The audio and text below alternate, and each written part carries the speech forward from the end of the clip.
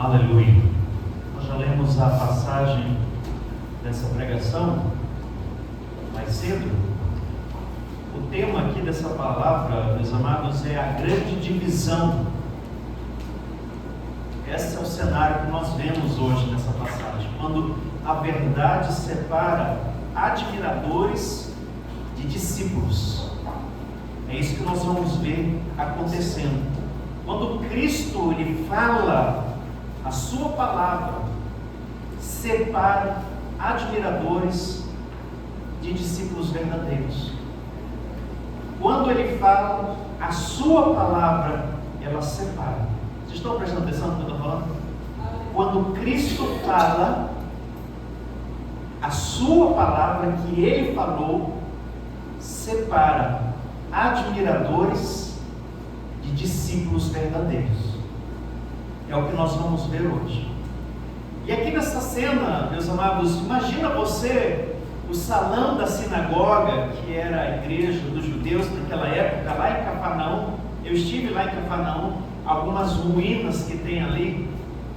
Imagina esse cenário, a sinagoga borbulhando de expectativas, de pessoas olhando para Jesus, esperando que alguma coisa acontecesse, porque horas antes, aquela mesma multidão que estava ali naquela sinagoga, saboreara do pão multiplicado por Jesus. Eles viram o que tinha acontecido, aquele milagre onde 2 peixinhos e um pãozinho lá foi multiplicado para mais de 5.000 pessoas. Imagina você, essa era a expectativa. Alguma coisa vai acontecer aqui. Agora, encerra aqui um discurso de Jesus que a gente viu no domingo passado, um discurso duro, que soou nos ouvidos dos judeus como canibalismo. E Jesus falou para eles claramente: se vocês não comerem da minha carne e não beberem do meu sangue, vocês não entrarão no reino dos céus. Jesus fala claramente para eles. Esse é o discurso que ele fala agora, e o pessoal que estava naquela expectativa, em vez de se alegrarem, eles têm uma reação completamente diferente. Vamos ouvir de novo a passagem? João capítulo 6, versículo 60 ao 71. Você que tem Bíblia, que não tem, senta do lado de um crente que tem. Eu quero pedir que os irmãos tragam suas Bíblias, tá certo? Os rapazinhos lá atrás que estão brincando com o celular, por gentileza, se puderem ler a Bíblia, ou sente do lado de um crente que tem a Bíblia, tá bom? Para fazer o acompanhamento, que é importante essa palavra. Você não conhece a Cristo? Essa palavra vai falar com você hoje. Então, presta atenção. João capítulo 6, versículo 60 ao 71. Ao ouvirem isso, muitos dos seus discípulos disseram: dura é essa palavra. E talvez essa palavra seja dura para você hoje. Desculpe, mas quando Jesus fala, a palavra dele separa dos verdadeiros discípulos dos admiradores, aqueles que vêm na igreja porque admiram o que está acontecendo. Aí ele continua aqui: dura é essa palavra. Quem consegue ouvi-la? Sabendo em seu íntimo que os seus discípulos, olha só, os seus discípulos estavam se queixando do que ouviram, Jesus lhe disse: isso escandaliza vocês? Que acontecerá se vocês virem o Filho do Homem subir para onde estava antes?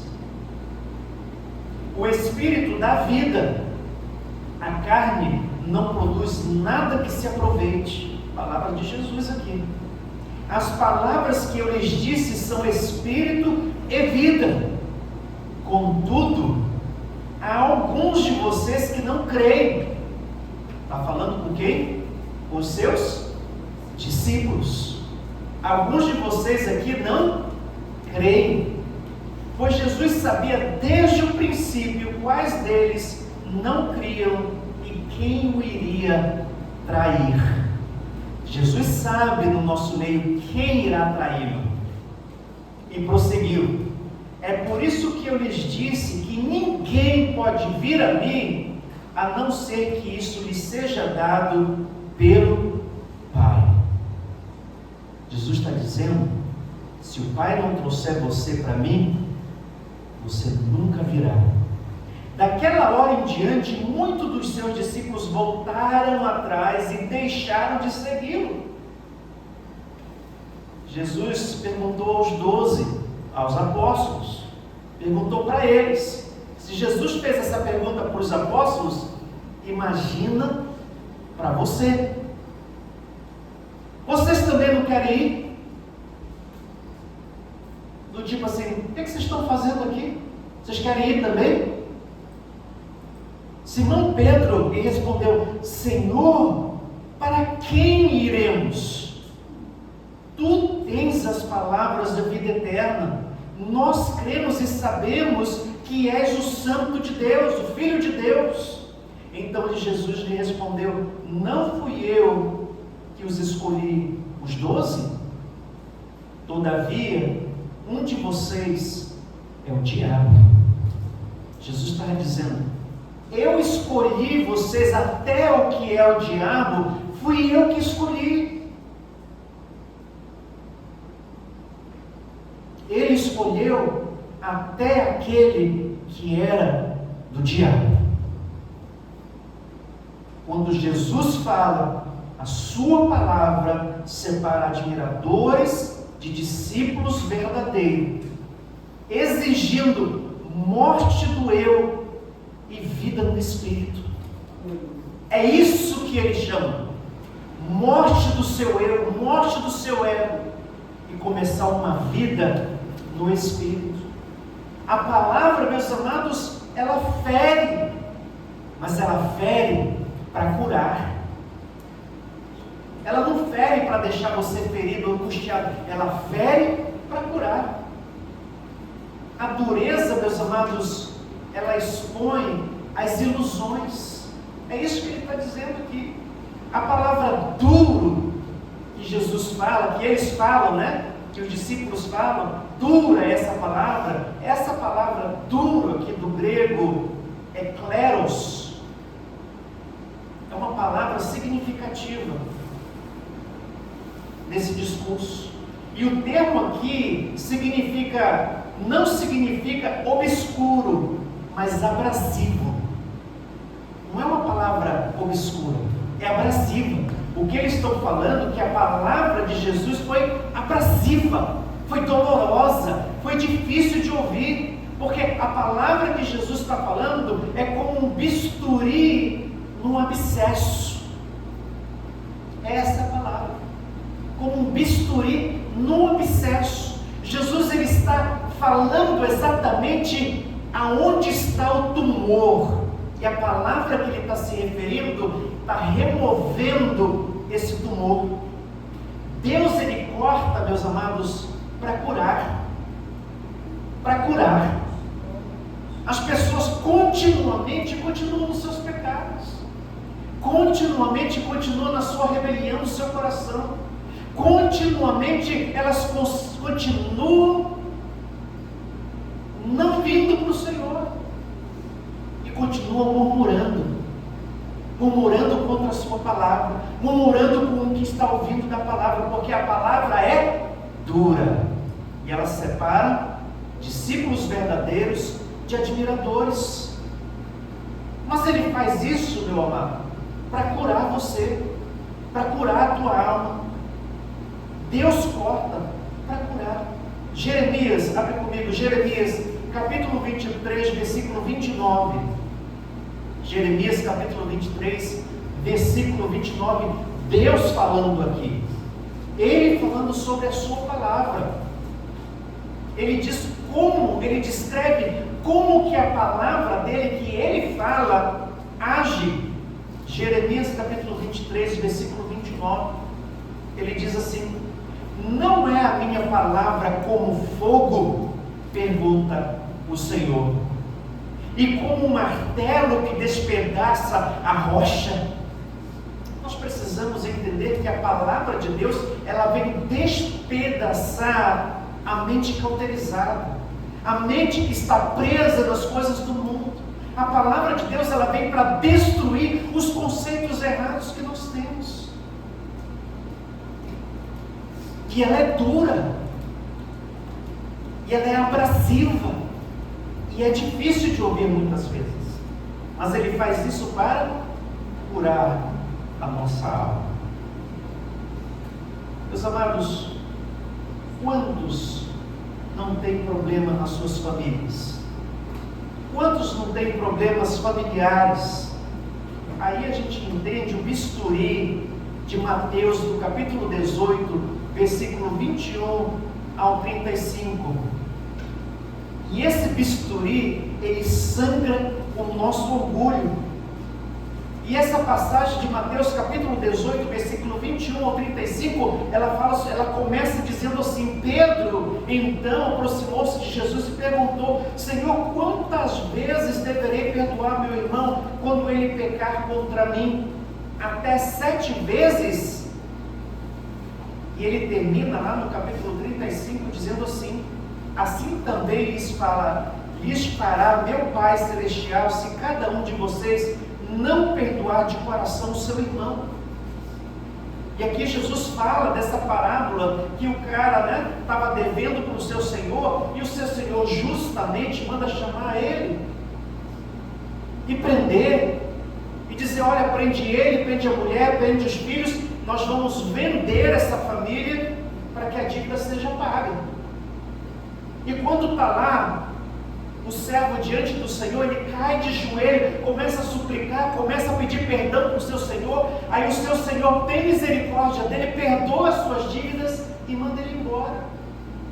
E quando ele chega em casa, o seu conservo também tinha uma dívida com ele.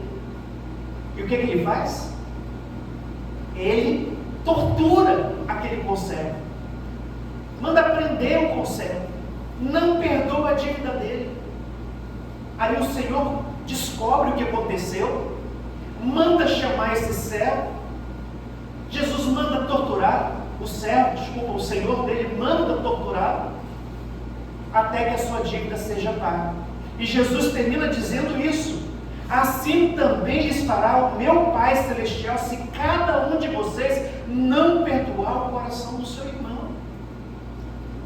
O que nós precisamos entender é que essas relações familiares de irmãos em Cristo é algo significantemente importante para Deus, importante para o Senhor.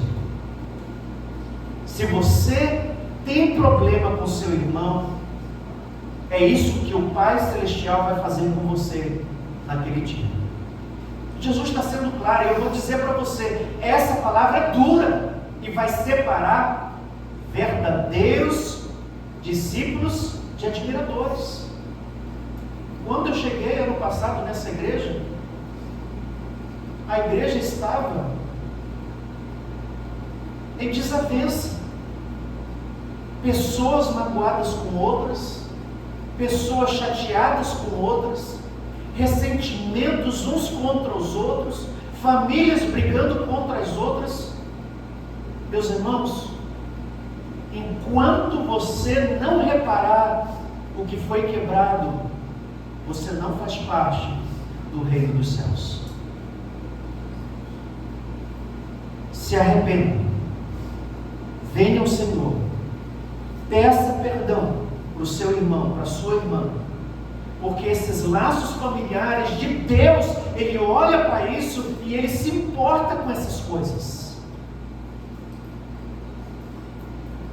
Enquanto essa igreja não se voltar e restaurar o que foi quebrado, algumas pessoas não vão ter lugar no reino de Deus.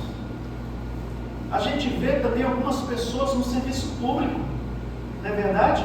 Isso confronta a pequena vantagem que muitas vezes a gente recebe no gabinete. Lucas capítulo 3, versículo 12 ao 14, abre comigo, Lucas capítulo 3, versículo 12 ao 14. Alguns publicanos também vieram para serem batizados. Eles perguntaram: mestre, o que devemos fazer?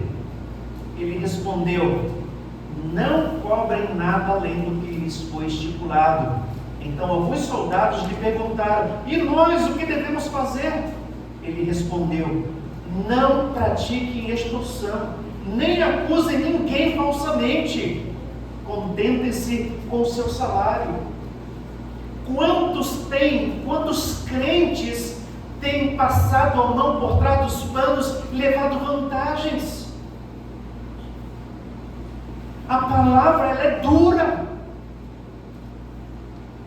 Ou você é nascido de novo e pratica o bem diante do Senhor naquilo que Ele tem chamado você, ou você não é. Ou você está perdendo o seu tempo aqui na igreja. Podia estar aproveitando o mundo.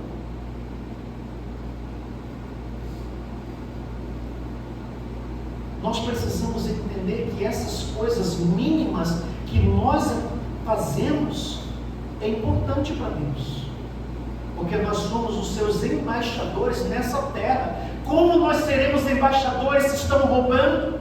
Como seremos embaixadores se estamos tendo divergência entre os irmãos?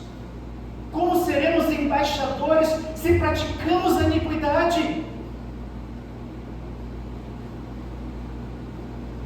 Ele nos chama para amputar também alguns vícios online, que muitos praticam. Muitos que foram batizados prometeram viver uma vida santa diante do Senhor, mas praticam. No inglês ele tem um nome para isso: pet sin. Pet, todo mundo sabe, pet de animais, de estimações. Sin é pecado. Alguns têm pecados de estimação. Pecados de estimação, que acham que está tudo bem, que não tem problema. Continuam.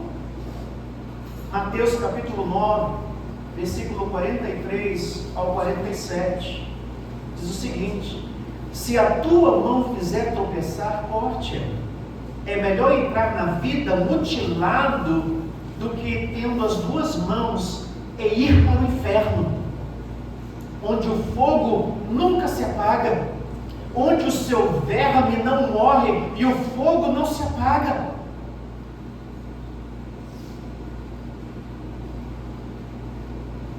Quantos têm pecados de estimação online?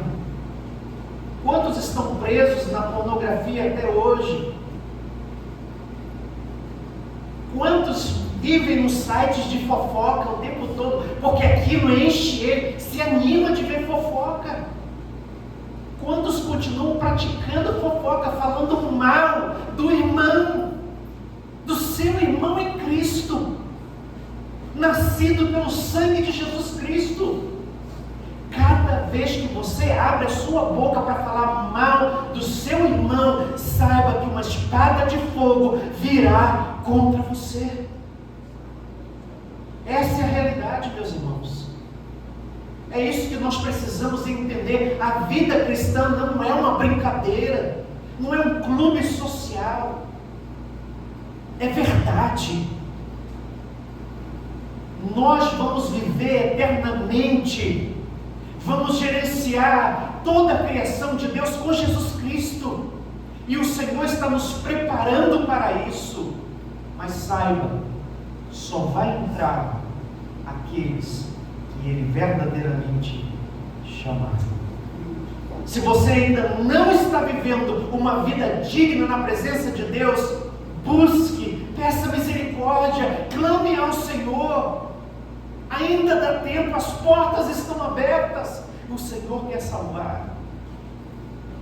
Meus amados, nós precisamos entender o escândalo da humildade divina. Se o pão da vida já choca, Jesus falou. Se vocês ouviram, se ficaram escandalizados por eu dizer que eu sou o pão da vida, que será vê-lo morrer numa cruz? Se os discípulos que creem que Jesus ele é o Filho de Deus, eles se escandalizaram porque ele diz: eu sou o pão da vida e vocês vão ter que comer este pão e beber deste sangue, o que será quando vocês me verem na cruz do Calvário? Porque a cruz, ela é escândalo para aqueles que ainda não vieram ao Senhor. Um teólogo martirizado pelo nazismo, chamado Bonhoeffer, ele lembra o seguinte: quando Cristo chama um homem ou uma mulher, chama-o para morrer. Para morrer.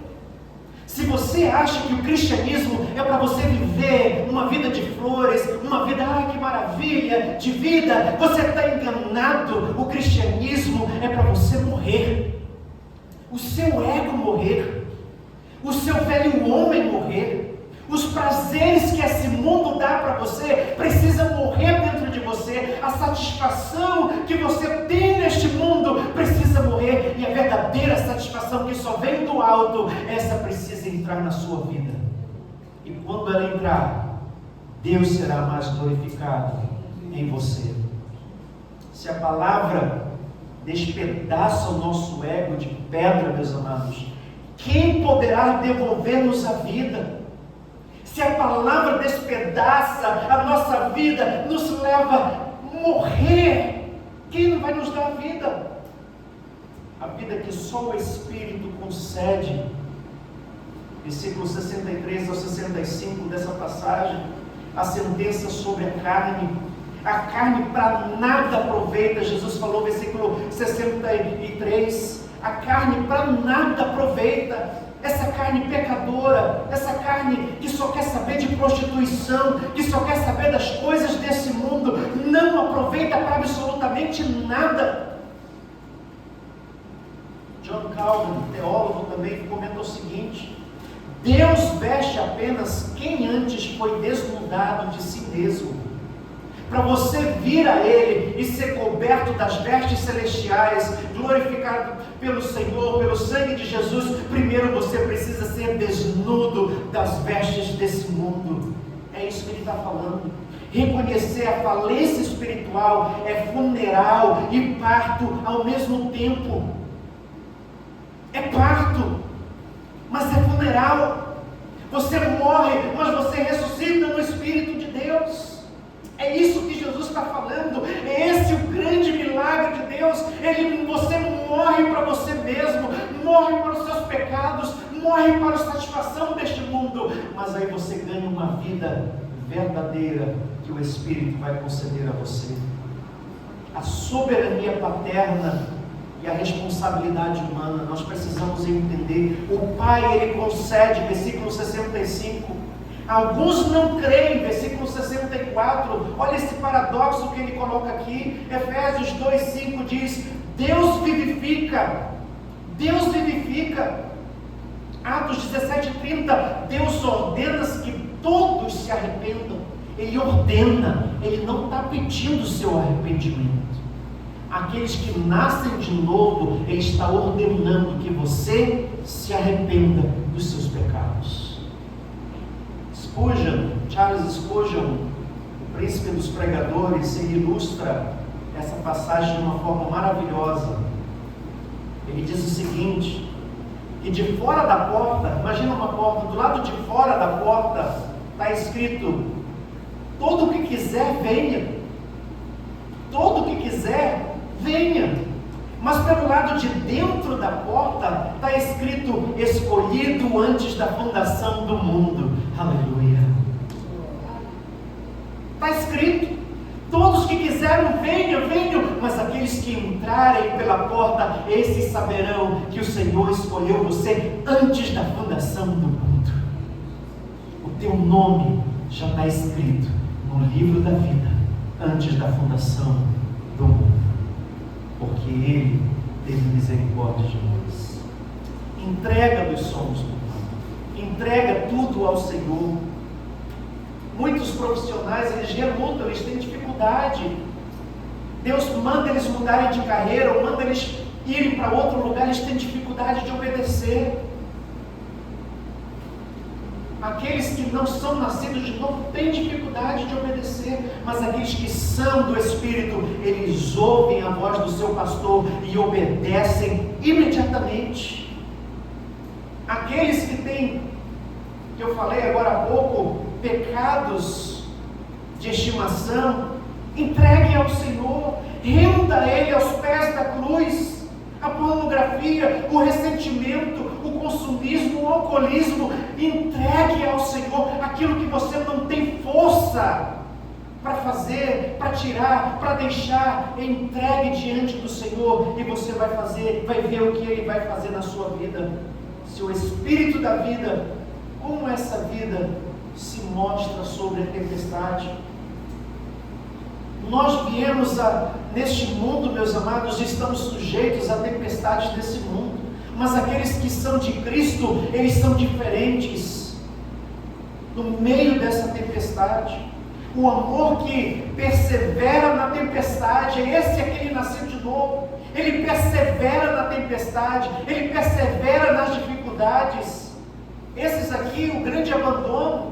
Versículo 66, muitos voltaram para trás, discípulos, voltaram para trás, descobriram o preço real do discipulado, eles descobriram qual era o preço real de viver uma vida cristã. Jesus, ele não suaviza não, meu amigo, ele diz o seguinte, volta-se para os 12, para os apóstolos, e ele ainda fala, vocês também não querem ir? Nós temos a falsa impressão de que Deus está desesperado para as pessoas virem a Ele. Quem precisa de Deus não é Deus. Deus não precisa de nós para nada. Somos nós que devemos estar desesperados por Ele. Nós que precisamos todos os dias acordar desesperado e dizer, Senhor, me santifica mais.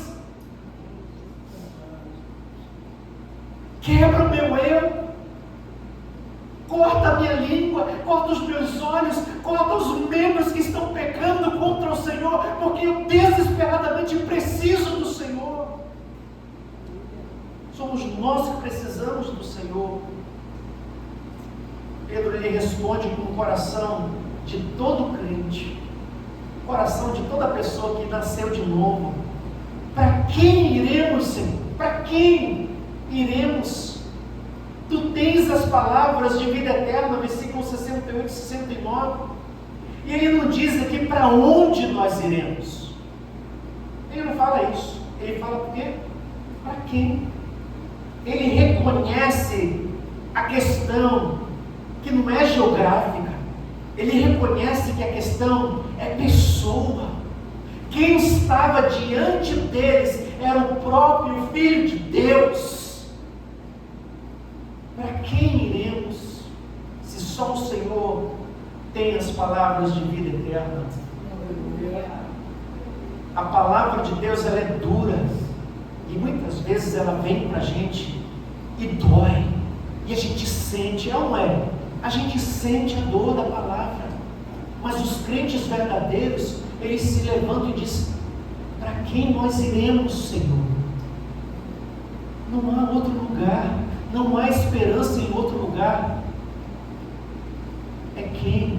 É Jesus. E aqui no meio desses discípulos, dos apóstolos, havia um. Entre os íntimos, um coração permanece fechado. Versículo 70 e 71. A proximidade externa, meus amados, não garante transformação interna. Não garante. Você vir para a igreja todo domingo não garante transformação interna. Não garante. Se você continua nos mesmos pecados, continua incessantemente rebelde contra aquilo que o Senhor está falando, não adianta vir todo domingo para a igreja, não vai ter transformação. A transformação é quando você morre e o Espírito vivifica a sua vida. Tiago, capítulo 1, versículo 22 ao 24, ele fala claramente, Tiago, capítulo 1, versículo 22 ao 24, sejam praticantes da palavra, não apenas ouvintes, enganando-se a si mesmos.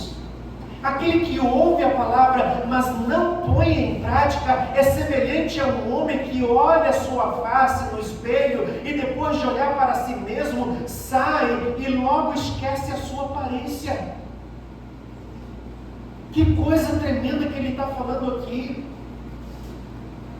Engana-se a si mesmo. Se você só vem e ouve, todo domingo ouve, vai no culto e ouve pregação, mas não pratica a palavra, você está se enganando, você está no lugar errado. E talvez o Espírito Santo esteja incomodando você agora mesmo, aí onde você está. A palavra dura de Jesus, ela separa crentes verdadeiros de admiradores. Meus amados, nós precisamos abrir a bolsa do nosso orgulho diante do Senhor. Nós precisamos deixar de viver uma vida dupla na presença de Deus. Você se engana. Você acha que está enganando os irmãos, está enganando o pastor, está enganando as pessoas, mas você não engana a Deus. E nós precisamos ser conscientes quanto a essas coisas. Deus, Ele está olhando os nossos corações. Pastor, mas é duro ser cristão. É duro ser cristão. É duro ser cristão. Pastor, então eu tenho que viver uma vida santa? Tenho que viver uma vida santa. É isso que Jesus está falando. Não tem meio termo. Não pode viver com um pé no mundo e o outro dentro da igreja. Ou você é nascido de novo, ou você não é nascido de novo. Ou você vai para o céu, ou você vai para o inferno. Só tem dois caminhos, e é isso que Jesus estabelece. O mundo tem dificuldade de ouvir isso. Muitos crentes têm dificuldade de ouvir isso, mas infelizmente para alguns essa é a realidade. Viver em vida dupla não vai te levar para o reino. Já finalizando, meus amados, nós temos aqui 3 marteladas finais, tá? Dessa palavra. Não sou eu, gente, não olha para mim e fica com raiva de mim, tá? É a palavra de Jesus. Estou só transmitindo ela, tá? Eu não estou com raiva de ninguém, não estou brigando com ninguém. É a palavra. E aqui a gente tem três marteladas finais de Jesus. A palavra divide. A neutralidade, meu amigo, é impossível. Não existe neutralidade. Não existe. Ou você é crente ou você não é. Ou você é nascido de novo, ou você não é nascido de novo. Então não existe neutralidade. Não existe. Ou você obedece a palavra e pratica, ou você não é um crente. A salvação é pura graça de Deus. Pura graça. Mas graça que ressuscita exige morte do ego. É pura graça. Ele morreu por você. Mas essa graça exige morte do ego. Enquanto você não cair diante do Senhor em arrependimento e pedir perdão para Ele e voltar-se para o Senhor e começar a praticar a palavra de Deus, você vai estar ainda no seu estado. Não alcançou a graça verdadeira. Terceiro, a fé verdadeira persevera. Não porque nós somos fortes, meus amados, mas porque Cristo, Ele é imutável. Ele não muda. Ele é o mesmo. Senhor, santo, justo, amoroso. E Ele prometeu estar conosco todos os dias até a consumação dos séculos. Ele está conosco. Então nós perseveramos na graça dEle. Nós perseveramos porque Ele está andando conosco todos os dias. E o crente fiel, quando ele peca, imediatamente ele diz: Senhor, me perdoe, porque eu te magoei, porque eu feri o seu coração. Me perdoe, Senhor. me ajude, me forma, me transforma. Eu quero ser igual ao Senhor, eu quero andar com o Senhor todos os dias. E a pergunta final para vocês, meus amados, que são discípulos, a mesma palavra que Jesus falou para os apóstolos dele: e vocês? E vocês? Também querem ir embora? E vocês também querem se retirar? Essa é a palavra. Não é uma pregação emocional, não é uma pregação para animar o ego de ninguém, mas é pura palavra. É pura palavra de Deus. O que eu posso fazer com isso? Como que eu posso mudar, pastor? Vou dizer alguns pontos importantes para você. Nomeie, presta atenção, nomeie em oração o tumor. Tumor aqui no caso é o pecado. Nomeie em oração o tumor revelado hoje. É perdão que falta? É vício digital? É desonestidade? Qual é o tumor que está consumindo a tua alma, está impedindo você de andar na graça verdadeira do Senhor? Segundo, quando você descobrir esse tumor, quando você sabe, renda-o a Cristo.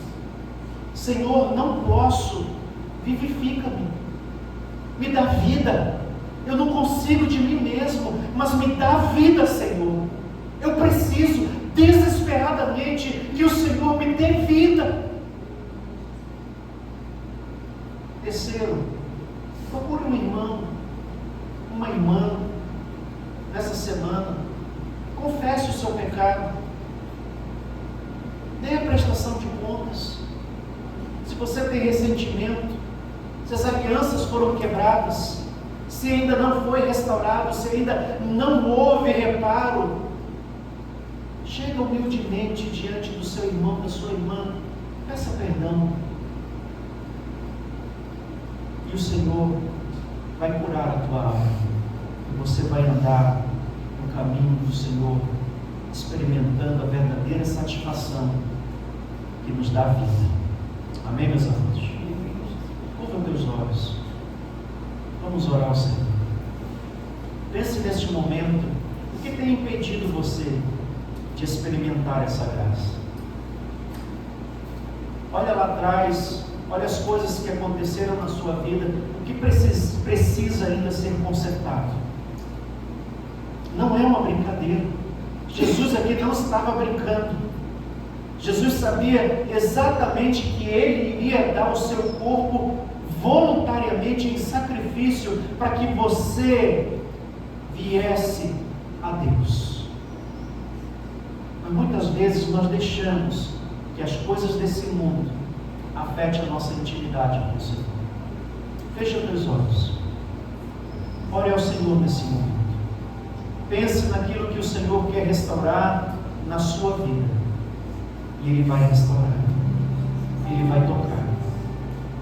Não precisa falar para mim, não precisa falar para ninguém, mas aí é onde você está. Faça uma pequena oração sincera, genuína, do fundo da tua alma, ao Senhor. A palavra dele divide os verdadeiros cristãos daqueles que só admiram a Ele. Mas nesse manhã você tem a oportunidade de se tornar um verdadeiro discípulo, uma verdadeira discípula. Senhor, nós chegamos diante do Senhor. Há tantas coisas dentro de nós, tantas mágoas, tantos ressentimentos, tantas coisas que aconteceram no nosso passado, durante a nossa vida, Senhor. O Senhor conhece, o Senhor esquadrilha. E se nessa manhã a tua palavra foi dura, é porque o Senhor quer curar, é porque o Senhor quer restaurar, é porque o Senhor quer dar vida novamente.